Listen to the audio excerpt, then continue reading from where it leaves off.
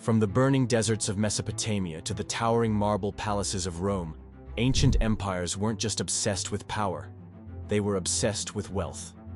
Gold, silver, spices, silk. Whatever the treasure, they chased it with military precision and ruthless ambition. But how did they amass fortunes that rival modern billionaires? Without a stock exchange, without tech, without even banks. And more importantly, what happened to all that treasure?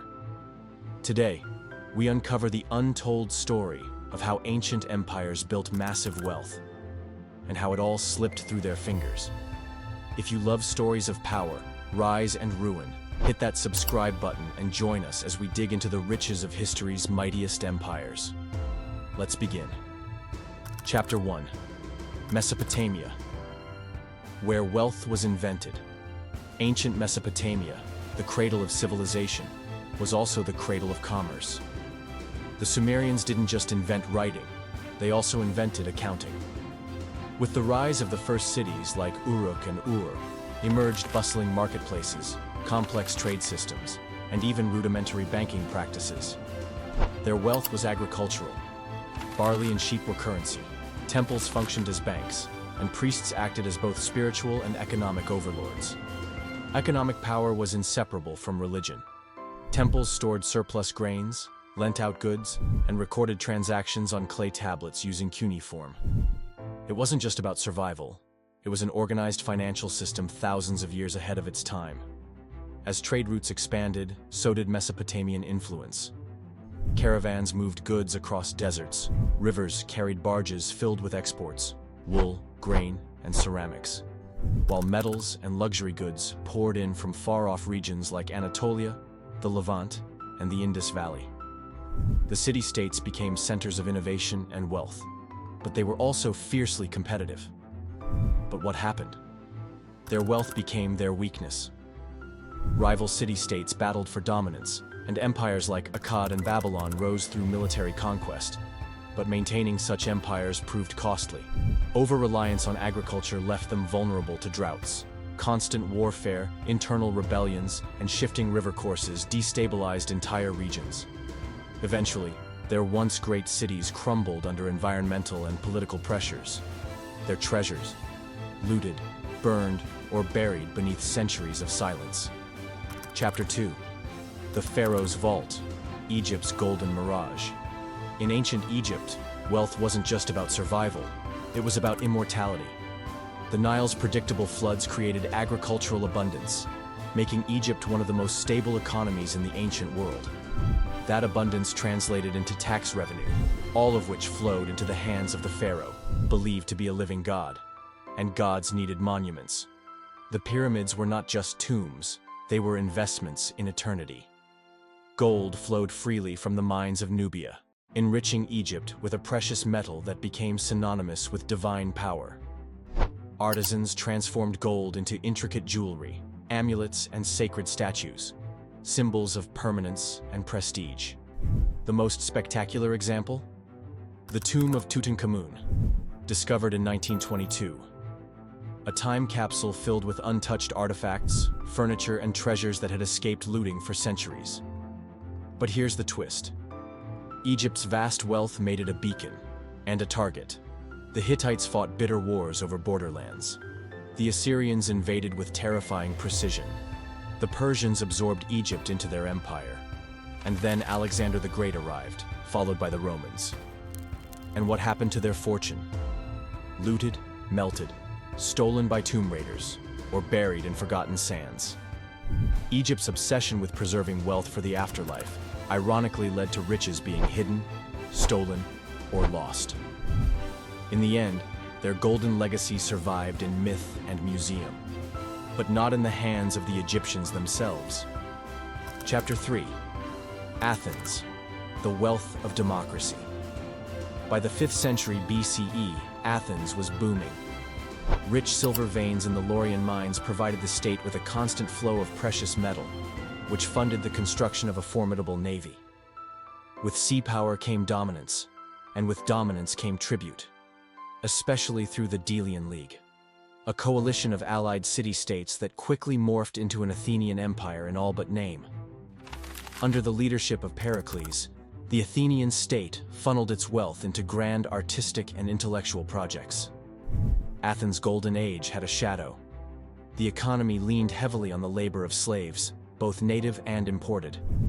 Imperial overreach bred resentment among allies and enemies alike. Their dominance invited conflict, especially with Sparta, who saw Athenian expansion as a threat. So what happened to Athenian wealth? It was drained by the long and devastating Peloponnesian War. With each campaign, more resources were lost. When Sparta finally defeated Athens, it imposed harsh terms and stripped the city of its fleet and empire. Athens survived, but the glory, and the gold, was gone. What was left was debt, decline, and disillusionment. Chapter 4. Persia, the empire of endless gold. Under Darius the Great, Persia crafted a massive centralized bureaucracy that functioned like an ancient superstate.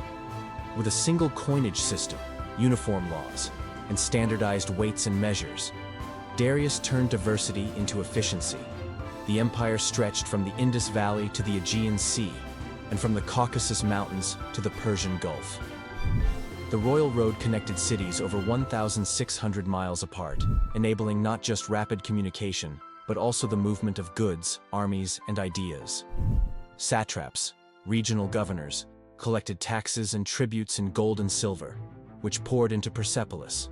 The imperial capital gleamed with riches, featuring palaces decorated with lapis lazuli, ivory, and precious metals. But wealth also breeds enemies. What happened? Alexander the Great, lured by the tales of Persian opulence, launched his invasion in 334 BCE. Victory after victory brought him closer to the heart of the empire. When he finally reached Persepolis, he found unimaginable wealth. Vaults overflowing with treasure. Some estimates claim over 180,000 talents of gold and silver. And then, he torched the city in a symbolic purge of his rival's legacy. Persia's immense fortune didn't vanish. It was redistributed. Alexander used it to finance his campaigns and reward his soldiers. Persian gold flooded Western markets, changing the economic landscape of the Mediterranean for generations. Chapter 5. Rome, the empire that monetized war. With every victory, Roman generals returned to the capital with vast hoards of treasure: gold, silver, artworks, slaves, and exotic animals. The Republic, and later the Empire, fed its expansionist machine with a cycle of war, plunder, and reinvestment. Provinces were milked for resources. Taxation was aggressive, and tribute was expected. Conquered cities paid not just in goods, but in submission. Rome imposed infrastructure, roads, aqueducts, amphitheaters, as symbols of power and as tools for economic control. And it worked. With over 60 million people, Rome's empire boasted the largest consumer market the ancient world had ever seen. But prosperity came at a cost. Emperors, eager for public favor, held extravagant games, fed the masses with free grain, and built towering monuments. To pay for it all, they devalued currency. Silver coins were gradually mixed with cheaper metals, causing inflation. And while the empire expanded, its borders became harder to defend. And the wealth? It was bled dry. Corruption hollowed out the administration. Repeated invasions by Germanic tribes and internal chaos fractured the economy. By the 5th century CE, the Western Roman Empire collapsed. Its riches dissipated across barbarian kingdoms. The Eastern Roman Empire, Byzantium, held on, becoming a beacon of wealth for centuries more, but even it eventually succumbed. Chapter 6. India, the jewel of the ancient world. From the Indus Valley civilization to the Mauryan and Gupta empires, India built wealth on trade, not just conquest. Its location, between East and West, made it a bridge for global commerce. Indian spices, cotton, and gemstones were prized from Rome to China. The Mauryan Empire under Ashoka exemplified administrative efficiency. Taxes were levied fairly, roads were built to connect trade hubs, and edicts carved in stone promoted ethical governance. Temples became both religious and financial centers, hosting art, archives, and even vaults. Gupta India, meanwhile, saw a golden age of science, mathematics, literature, and economic prosperity. Cities like Pataliputra bustled with trade, and Indian coins reached as far as Central Asia and Southeast Asia. But what happened to it? India's wealth made it irresistible. The Kushans came first, blending Greek, Persian, and Indian influences.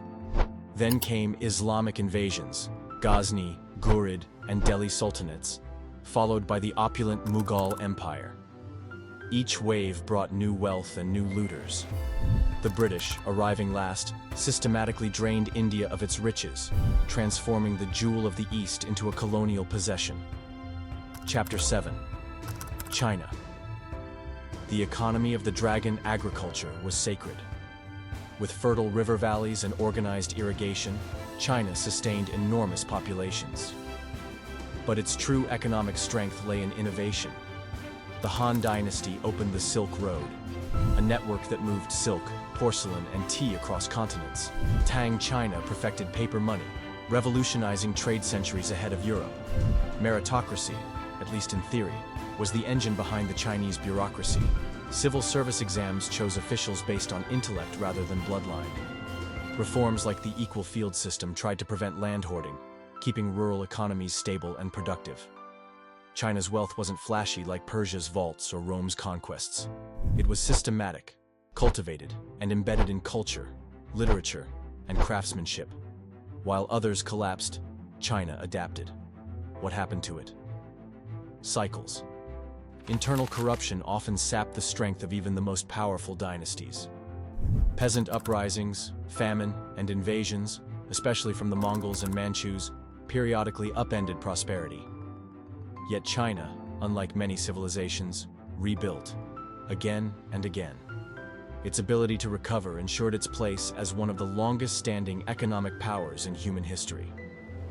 Chapter 8. Lessons from Lost Fortunes. So what can we learn from these golden empires? Wealth builds power, but also targets. Overexpansion without management leads to collapse. Inflation, corruption, and debt are timeless problems. And finally, even the richest nations can lose everything. Today's superpowers face many of the same economic pressures. The tools may have changed, and from silver coins to crypto wallets, but the patterns are eerily familiar. Empires rise, empires fall. But the question remains, what will we do with the wealth we build today?